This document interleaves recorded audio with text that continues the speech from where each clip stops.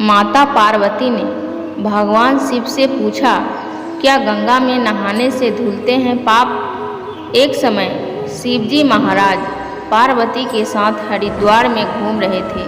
पार्वती जी ने देखा कि सहस्त्रों मनुष्य गंगा में नहा नहाकर हर हर करते चले जा रहे हैं, परंतु सभी दुखी और उदास दिख रहे हैं। पार्वती जी ने बड़े आश्चर्य से शिवजी से पूछा कि हे देव, गंगा में इतनी बार स्नान करने पर भी इनके पाप और दुखों का नाश क्यों नहीं हुआ? क्या गंगा में समर्थ नहीं रही?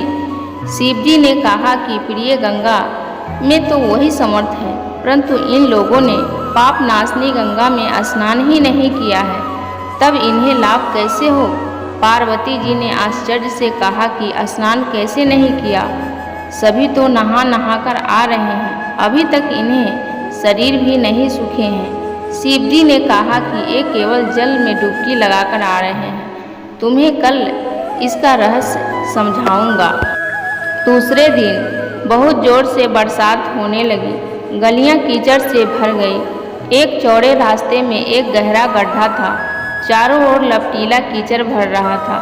शिवजी ने अपने लीला से वृद्ध रूप धारण कर लिया और दिन विवश की तरह गड्ढे में जाकर ऐसे पड़ गए जैसे कोई मनुष्य चलते चलते गड्ढे में गिर गया हो और निकलने की कोशिश करने पर भी न निकल रहा हो। पार्वती जी को उन्होंने यह कहकर बैठा दिया था, देखो, तुम लोगों को सुना सुना कर यूँ पुकारते रहो कि मेरे वृद्ध पति आकाशमात गड्ढे में गिर पड़े हैं, कोई पुण्य आत्मा इन्हें निकालकर इनके प्राण बचाएं और मुझ असहाय की सहायता करे।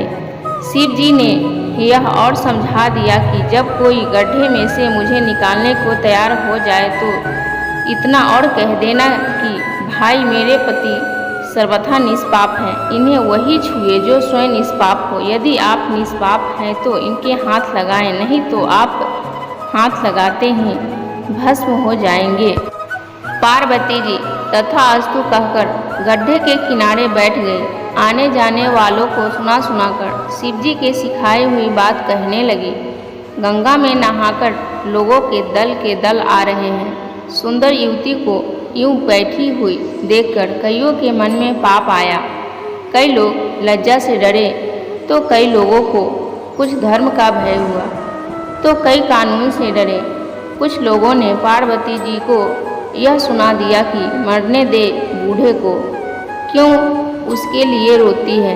आगे और कुछ दयालु लोग युवती के पति को निकालना चाहा, परंतु पार्वती के वचन सुन के वे भी रुक गए। उन्होंने सोचा कि हम गंगा में नहाकर आए हैं तो क्या हुआ, पापी तो है ही, कहीं होम करते हाथ न जल जाए, बूढ़े को निकालने के चक्कर में कहीं भस्म न हो जाए। किसी को साहस नहीं हुआ। सैकड़ों आए और पूछ कर चले गए। संध्या हो चली। शिवजी ने कहा, देखा पार्वती जी, आया कोई गंगा में नहाने वाला। थोड़ी देर बाद एक जवान हाथ में लोटा लिए हर हर करता हुआ निकला। पार्वती ने उससे भी वही बात कही। युवक का हृदय करुणा से भर गया। उसने शिवजी को निकालने की तैयारी की। पार्वती ने रोककर कहा कि भाई, यदि आप सर्वथा निष्पाप नहीं होगे तो मेरे पति को छूते ही जल जाओगे। उसने उसी समय बिना किसी संकोच के दृढ़ निश्चय के साथ पार्वती जी से कहा कि माता, आप मेरे निष्पाप होने में संदेह ना करें। देखती नहीं, मैं अभी गंगा नहाकर आया हूँ। भला गंगा में गोता लगाने के बाद कभी पाप रहते हैं? आप चिंता ना करें, आपके पति को मैं निकालता हूँ।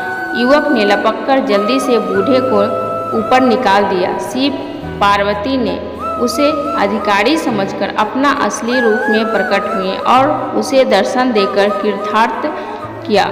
उसके बाद शिवजी ने पार्वती से कहा कि इतने लोगों में से सिर्फ एक ने ही गंगा स्नान किया है। धन्यवाद।